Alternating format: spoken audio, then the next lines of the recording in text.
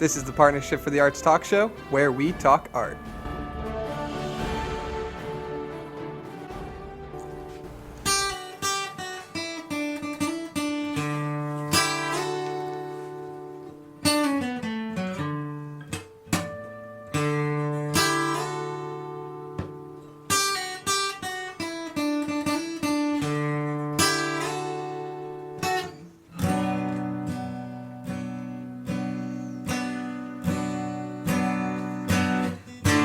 Here I am, a fallen angel, and I look to the sky. Hello everyone, hope you were enjoying that music there. That is actually a soundtrack, original soundtrack, as a matter of fact, from the guest that is going to be joining us here in the studio in just a minute. So, everyone, welcome back to another episode of Partnership for the Arts, where we talk art. Hope you all are doing well today. We certainly are here at the VAC. We have got an incredible treat for you today because you are going to hear some live performances from some incredibly talented and very entertaining musicians. That is Gary and Kerri. They'll be joining us here in the library in just a moment, and we'll be right back.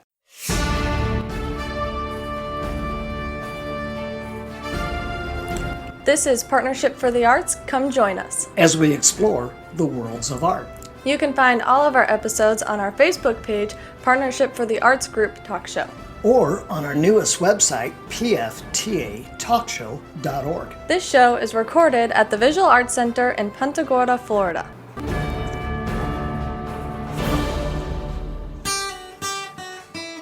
Welcome back. So if you're wondering, whose voice was that you heard with me on that introduction? That is Lauren. She is our intern. She is going to be coming in, co-hosting, starting next episode.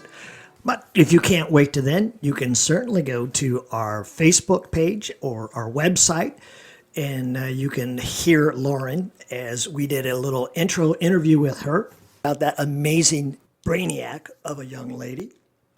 So let's get ready with the show. Our guests are now with us here in the studio. Welcome to the show. Hey, Dave. Thank you for having us. Yeah, well, and glad to have you here. As I mentioned earlier, we met at FM Don's. Mm-hmm. You all are performing there, and again, I just love the music and your style, so I wanted to have you guys come on the show. Though I messed up on our schedule today, but we're doing good. That's okay. That's okay. My first blooper for the show. Let's talk about you two. I want to learn a little bit about the history. How long have you two been performing? Together, 16 years. 16 years, and that has been here? Yes. Here, well, we did some traveling in the beginning. We stopped traveling after about 4 or 5 years when we had our son.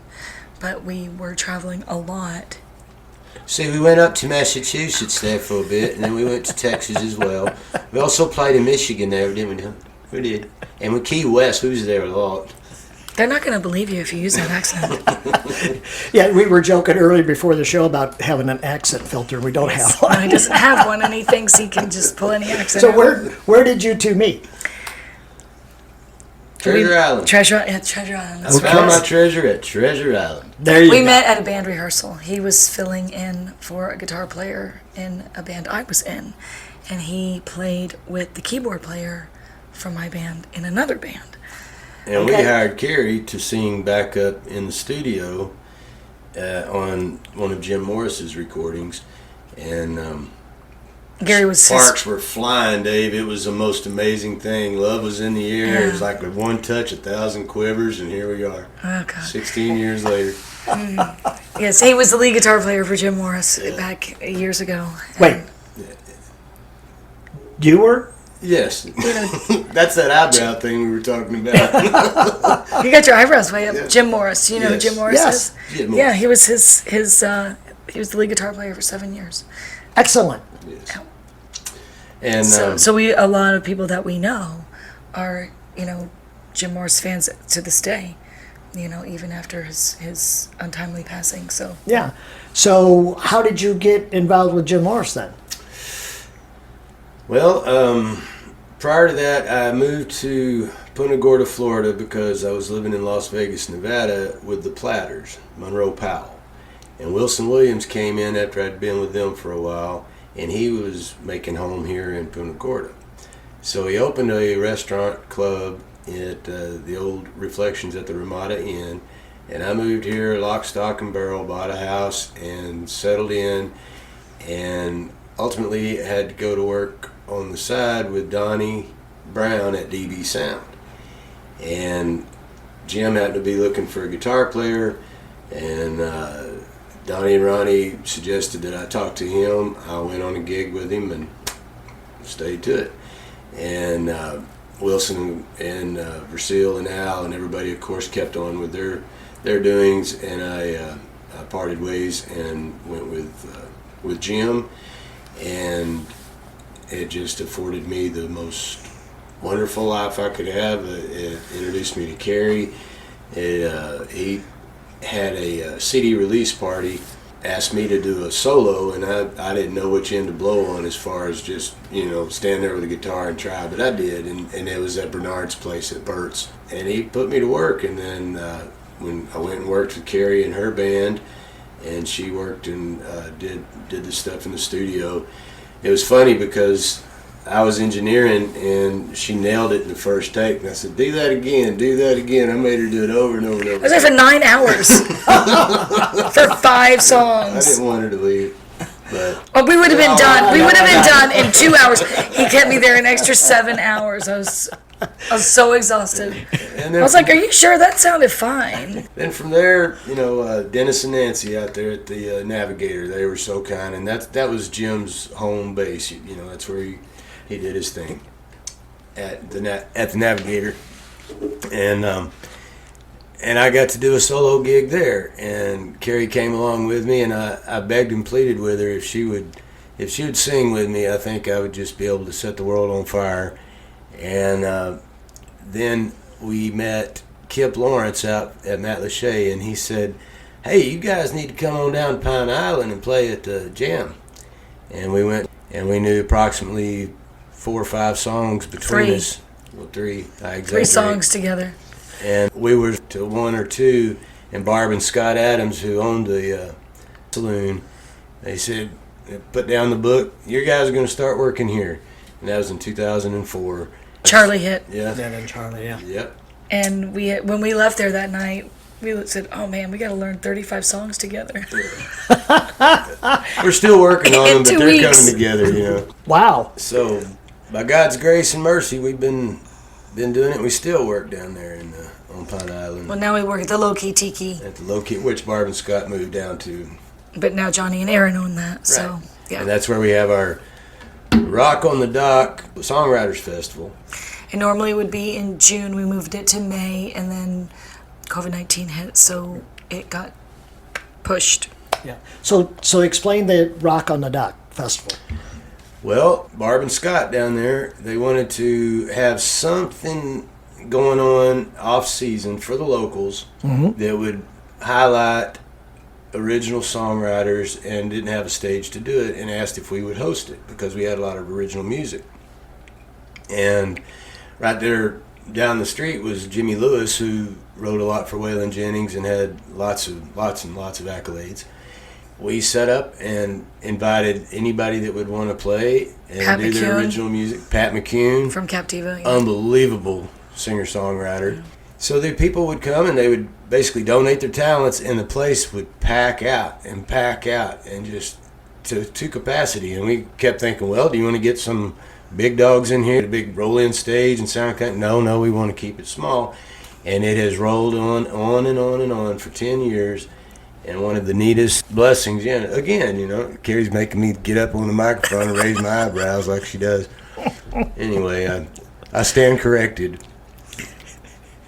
About what? Well, that's how I You get ahead. explained it. Most of that is true. Most of what he just said is true, I would say. You might have your listeners dial in and contact Kerri for the actual truth on most of these items. There's some details, but So you guys did Rock on a Dock. You've play around Punta Gorda quite a bit. Yes, we play at FM Dawn's every Friday where you met us. And starting back in August, we'll be back at Hurricane Charlie's on Wednesday nights. We play at Dean's. We were just there last night which is, I'm a little raspy today. And we played the Navigator, like Gary said, and I'm drawing a blank, hold on. We played in Inglewood, we played the Sandbar on Minnesota Key, we played at Farlow's on the Water.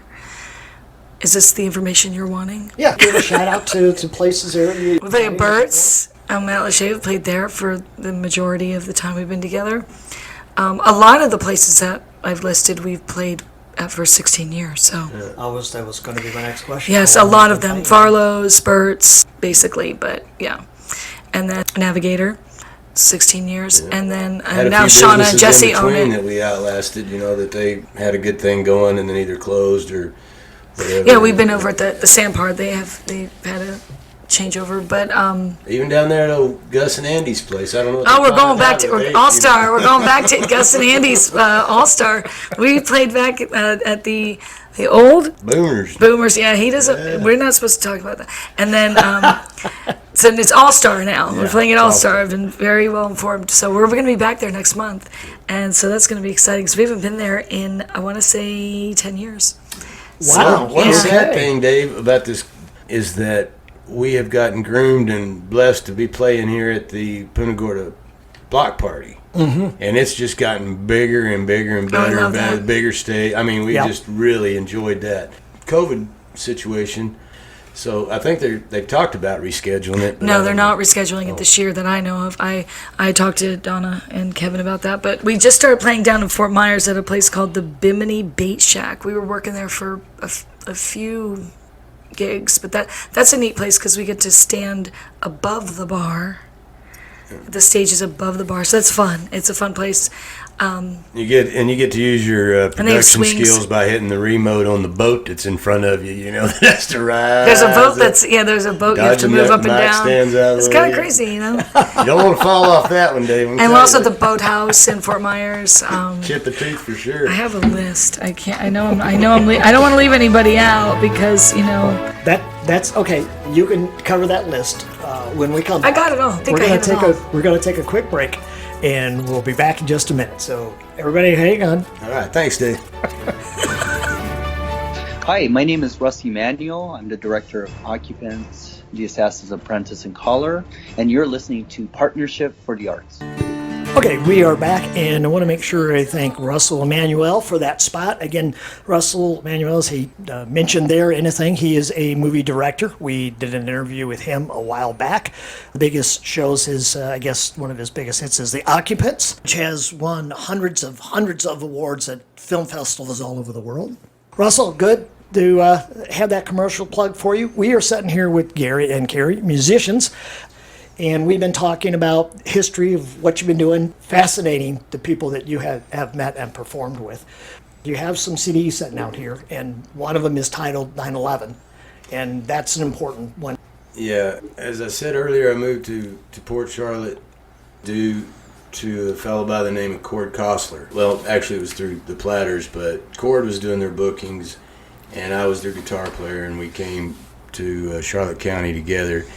And on the morning of September the 11th, 2001, he had called me and he said, you need to turn the TV on and see what's happening and see if you can write a song about it.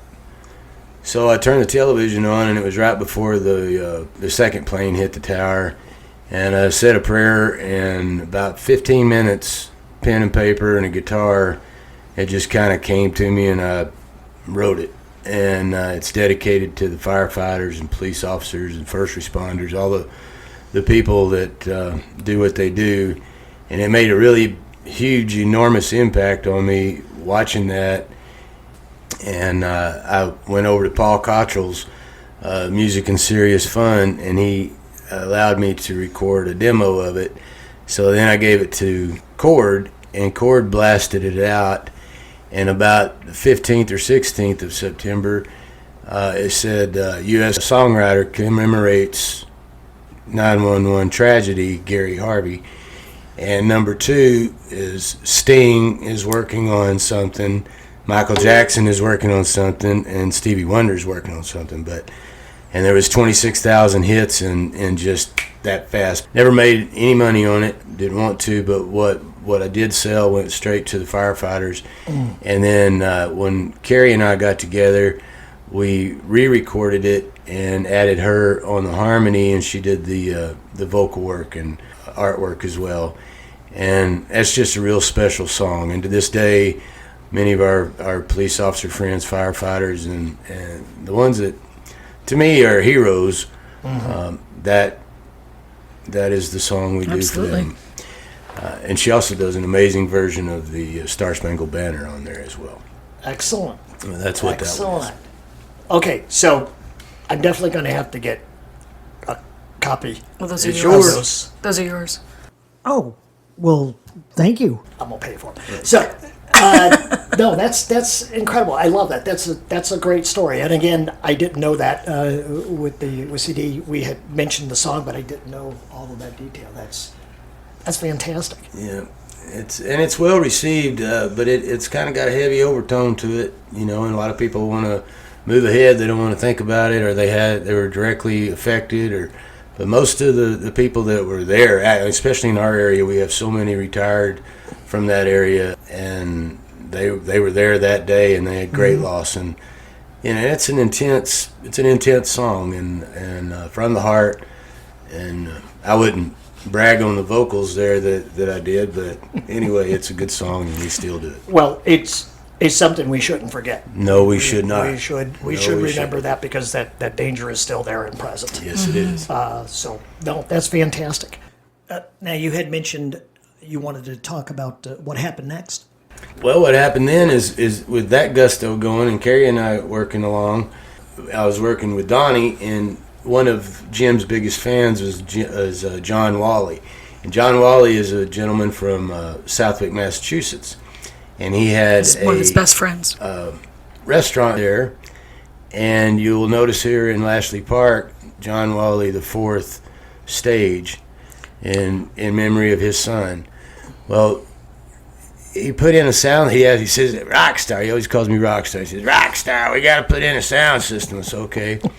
So Kerri and I and Donnie got up there and put in a sound system. I did not put the sound system in, just so we're clear on that. She came along for the ride. I was hanging out with everybody.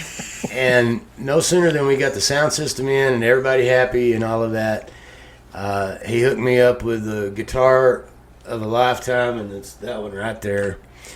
And we decided we was going to make us a live recording, and called Live at the Southwick Inn, which is the name of their restaurant that they have in Southwick, Mass. And Kerri completely edited 4.5 hours of whatever was there, all on her own. Yeah, it was a long. It took forever. From one deck to another deck. I mean, intense, and she did it all. She was amazing. But we had it professionally mastered and produced, or reproduced, and we sold out of them. But when Gary's mother passed, we found one of the original copies still in the shrink wrap at her house. Mm-hmm. So we still have, she saved it off after all those years, so that was really sweet to have that. And so we do have one left. I think we forgot to keep one for ourselves. We weren't the sharpest knives in the drawer, but we were there. And then we thought, well, shoot, we're in the record-making business, honey. We are. We're going to go make another one. So we did tell the story about Batteries Plus, Caribbean Cowboy. What is I have a... What? We had some good fans that came and listened to us, and they said, you know what, our son has a recording studio. They said up in Jimmy Shelberg in Jackson, Michigan. Yeah. And we decided, well, if we're going to do it and it's going to be analog and it's going to be good, let's go do it. And when Kerri rented a lodge that was real short, I hit my head a lot. Well, it was a cottage, and okay, so it was built in like 1914 or something. I don't know. It was it was ridiculous. I don't even know if it was this last century. It might have been the century before. So we stayed at this little cottage, and it was very uneven. The floors were at an angle at this point because old buildings. Yeah, settling, yes, old cottage. Settled very strangely. And of course, the main house was this huge mansion on the water. Like, why can't we stay there? You know, but all the doorways were really low. So I had to make a sign because every morning I would hear, you know, Gary get up and he'd ow! Every morning. So I had to, and we were there for 3 weeks. So I had to make a sign and put it on the floor that said, "Duck Gary." And it worked. He's ready to move on. So you were going to record. And we had when we went up there and booked the studio time, we had no idea what we was going to record. We had a general, sort of, I don't remember. Yeah, I remember, and you said, well, what are we going to do? And I said, well, we could do this one and this one. And you said, oh, you're a genius. That was a short-lived compliment as well. That was a very short-lived conversation. He was a genius for 5 minutes. But we did a lot of original songs, and then we added Long-Legged Guitar Picking Man by Johnny and June that we redid. We're Not the Jet Set, which we were very familiar with, the John Prine version of that song, who is no longer with us. Right. You were explaining during the break, recent tragedy. Yeah, unfortunately, he had COVID-19, so that was very sad. So and John Prine was a huge influence of ours. He wrote the very first song we ever did as a duo called Angel from Montgomery, which is on the live album that's no longer in print that we want to resurface. But yeah, he was an enormous influence, and especially the first 3 years we were together, half of our repertoire was John Prine songs. So it's really sad that he had to pass this year because of COVID-19. But so he was amazing live. You want to talk about one of the best concerts. If you did not get to see him, I'm sorry, but you missed out. I'm sorry. You're fine. Right. A real talent that we'll all miss. Gary. We went up there to Jackson to record, and Jimmy was quite accommodating, and he had a staff of studio musicians, and they came in, they learned the arrangements, they threw it down, and we did it in, what'd you say, we did all the tracking in how long? Capture was 8 days, and mix down was 11. And then on the way back, we dropped it off in Delaware, Ohio. I forgot his name. Chris, was it? Yeah. And he mastered it for us, and here it is. It's called Nice to Meet You, which is the title track, which actually is not listed on here. It's a ghost track. Ah. So, of course, we made T-shirts for the girls that said Nice to Meet You across the chest, because that, and panties. You made panties, too. I did. I made panties, and they did. And they said Nice to Meet You across the back end. I don't know what word to use, so I'll just point, and you can kind of get a visual if you're just listening.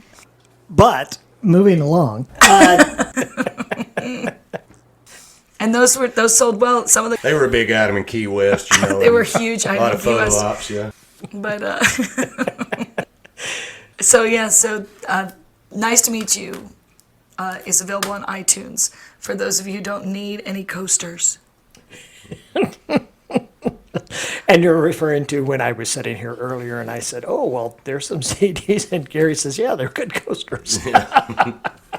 They are. They make good coasters. They won't be coasters. I'll actually be playing them. In fact, we'll probably, if it's all right with you, we'll actually take a bit of each track and we'll just drop it in to the show. It's fine. However you see fit. That'd be great. Yeah. Awesome. You got these. If people wanted to find out where you're playing or you're performing, where would they get some information? GaryandKerri.com. That's GaryandKerri.com. And our schedule, again, I have to update it, but we keep getting more work, and we're not booking the way we usually do. I usually book out far in advance, but with COVID-19, there are some, hesitations with some of the restaurants because they don't know what's going to happen. So just keep, I'll let you know on the website and on Facebook. We're at Gary N, just the letter N, Kerri, or just Gary Kerri. And it's the same spelling. Well, we'll get that information and those links, and we'll put it up on the show when it comes out, so they'll be able to have good man, Dave. Go right to them.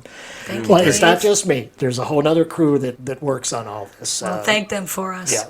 Ben, Michelle, and Mary, and quite a few others that all help produce We're this gonna show. give them a shout out. Yeah, they just make me look good.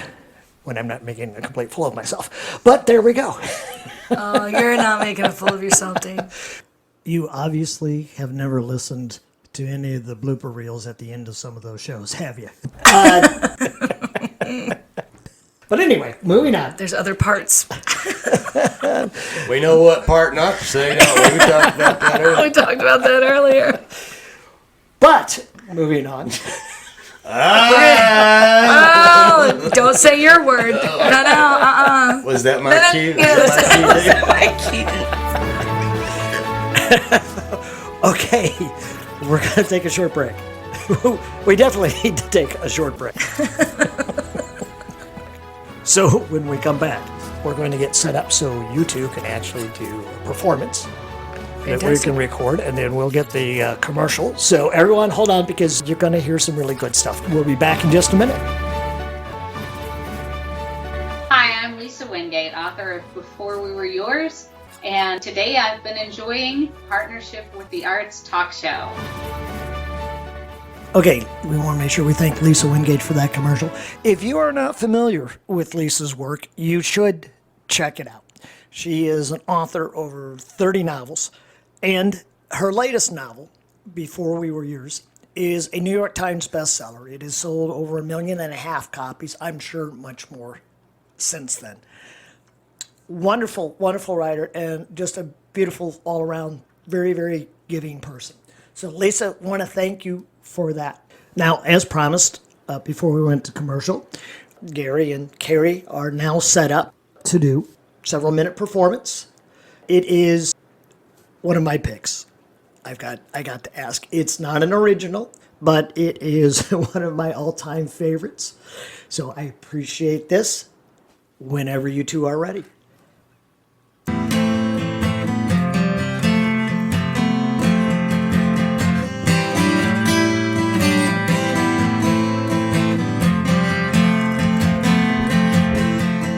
And it rings like a bell through the night, and would you love to love her? Takes to the sky like a bird in flight, and will be her lover. All your life you never seen a woman taken by the sky. What would you say if she promised you heaven? Would you even try? She is like a cat in the dark, and then she is the darkness. She rules her life like a fat skylark, and with the sky is starless. All your life you never seen a woman taken by the wind. Would you stay if she promised you heaven? Will you ever win?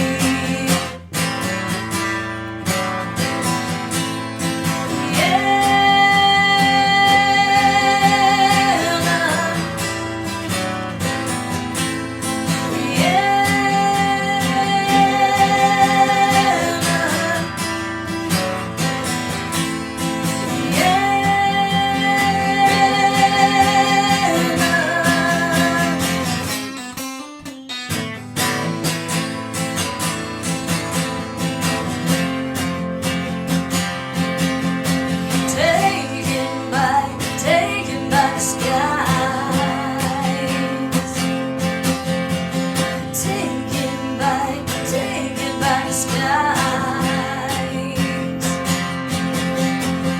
Dreams of one who loves a state of mind. Dreams of one who loves a state of mind.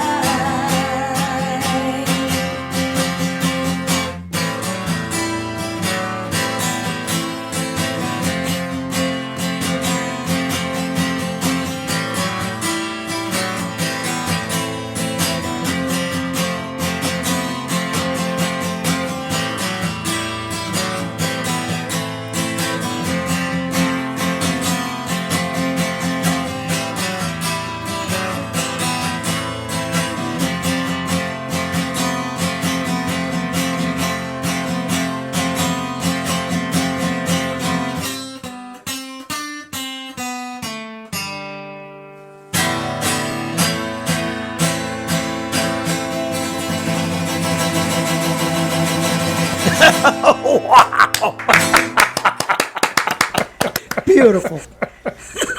Thank you so much. That was wonderful. Thank us. you so much. You know, I haven't mentioned before, and I'm just going to mention it now. You two perform for a living. You do this all the time. Yes. This is your living. You don't do something on the side. This you Correct. do this. Yeah. Let's talk about The Dawn Remembers. It is one of your songs. Yes. Original. Yeah. You want me to take this one? Yes, please. Well, a few years ago, quite a few years ago, his older son Trevor was visiting us. He lived in El Paso, Texas with his mother, and he was visiting with us. And it was towards the end of the visit. He would stay with us for the summer, and then he would have to go back before school started. So we all piled into the bathroom, which As we thought, that's what most families do right before they're about ready to say goodbye. And I sat on a chair in the shower. We were fully clothed. Gary sat on, of course, the toilet, and we put poor Trevor on the floor. And he had a bottle in his hand and a slide that you would play slide guitar with on his finger, and he kept a little beat.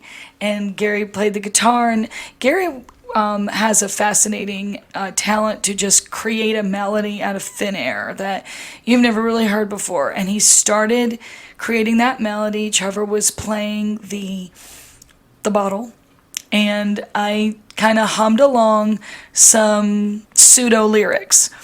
In the morning, before we took him to the airport, I sat outside as the sun rose. So the Dawn Remembers came from sitting at dawn and watching the colors in the sky turn, in Florida we have these beautiful sunrises and sunsets. So I sat there thinking and mulling over just how sad the two boys were that they had to part ways. And it was really hard on them. And I utilized some of the lyrics that I wrote based on conversations I had had that summer with Trevor and with Gary, knowing that they, were going to have to part ways in just a matter of time. So a lot of the lyrics came from that. And I sat Gary down. We came home from the airport, and I said, you need to pull that song back up, because I wrote some lyrics this morning before we left, and I want to see if they fit, because I don't really remember the melody that well, but I think I hit it enough, and I can fill in the blanks. But I have a general idea of what I want to say in the song, and he's like, oh, I don't know, it wasn't that good. I'm like, Gary, it was really good. You need to pull it up and just have a little faith. And he did, and I sang it for him and fixed it. We adjusted some lyrics, and boom, there you go. That's how that song came about.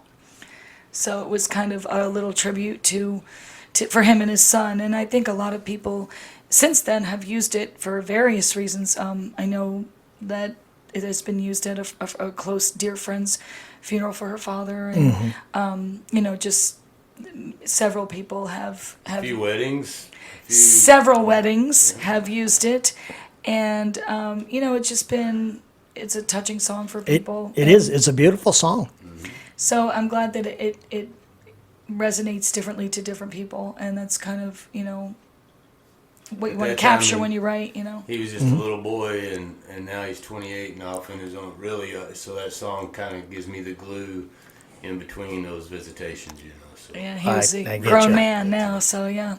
So it's interesting that that's where it comes from.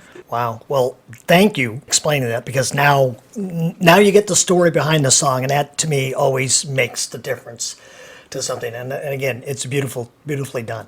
We are out of time, unfortunately, because I could really keep you here for quite a bit longer with some good Well, stories. we've been and here some for 2 incredible days, so music. I think you should have plenty of material. Well, that's good too, and it would have helped if I had bothered to bring some food that whole time. But we did survive on Starving. coffee, and I Coffee think and that water. explains a lot for the show. Can you stamp our parking ticket? Or Do you validate? validate? You validate? Well, unfortunately, that would be Kim. She's left. But seriously, thank you for coming on the show. Really enjoyed it here, and we really enjoyed learning about you call it the VAC. The VAC, the Visual V- Arts Center, the VAC. The VAC as a really interesting place, and anyone who hasn't visited here, they need to come out and check it out and become members. And artists need to really come check this place out, because this is such a stepping stone for people. I mean, what a community. So, Yeah. It is Yeah. amazing place. yeah, it's Amazing. really interesting. It has Art. everything. So from classes to actual, you hang the art and sell it for them. I mean, Right. amazing. Yeah, I mean, that's why it was created, to help support the art community, and i.e. that's the artist, to help them to make a living as well. And again, you two can appreciate something like that as well. Isn't that great that- Absolutely. and furthermore, how they care enough, have enough setting up foundations and leaving things and encouraging others to participate and all that. What Leaving legacies behind enormous other amount people of can enjoy, and art. that's really the definition of this place, is leaving a legacy behind for everyone to enjoy in the community. Well said. I look forward to catching many, many more performances with you two around the area, now that I got your list. So now there's just no excuse. Now there's no excuse. That's right. And all of you should definitely come and find Gary and Kerri and listen to them. If you enjoyed the clips here, it's nothing compared to live, because this equipment can only capture so much, and really the heart and soul isn't really captured on recording as it is live performance. So again, thank you two for coming on the show Thank and you. spending these 2 days living on coffee with Thank us. you so much, Dave. Good coffee, that blueberry coffee. I'm gonna steal it from you. I think I can work out giving you a cup before we go. One last cup, right? One last cup. But first, you have one more performance to do. The Dawn Remembers. So let's get set up and get ready for that. Thank you for joining us once again. And next time, Lauren, the intern co-host, will be joining us on the show. So you'll get a chance to meet her. And we've got a lot more wonderful art to cover next time when we talk art. Okay, so Gary and Kerri one more time performing as we close out the show, The Dawn Remembers.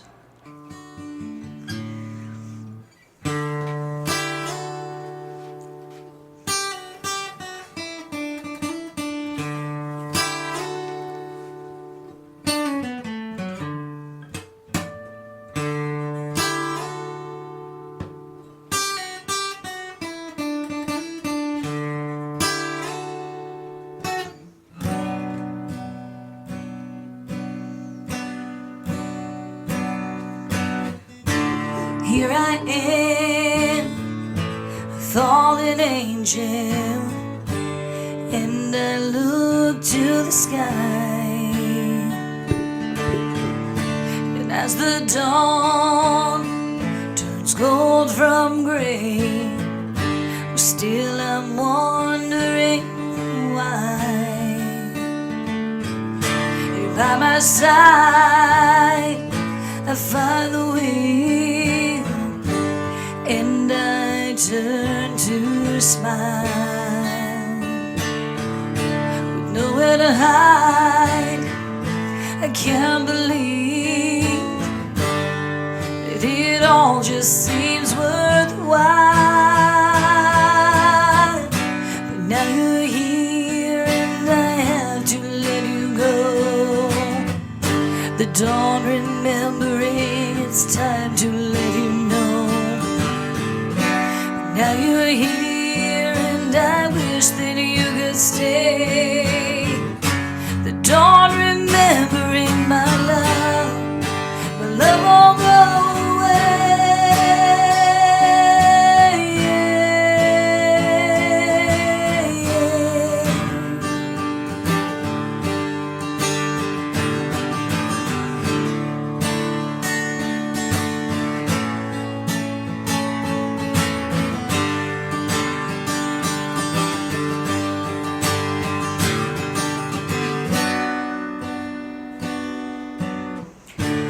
if you find memories you try so hard to store,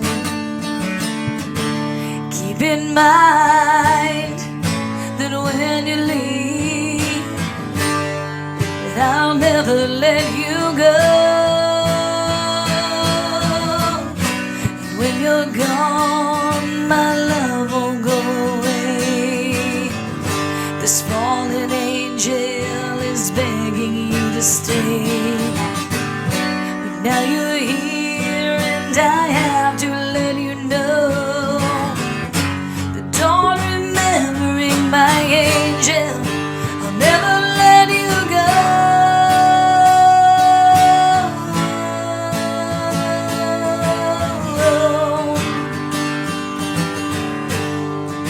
I'll never let you go.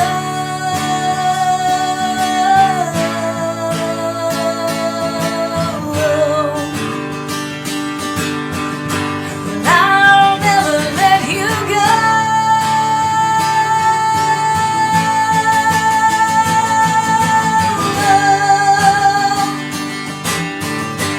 I'll never let you go.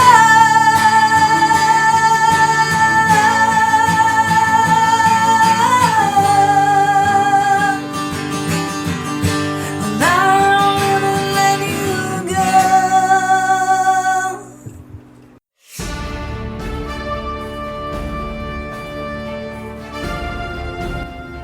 Thanks for listening to the Partnership for the Arts Talk Show.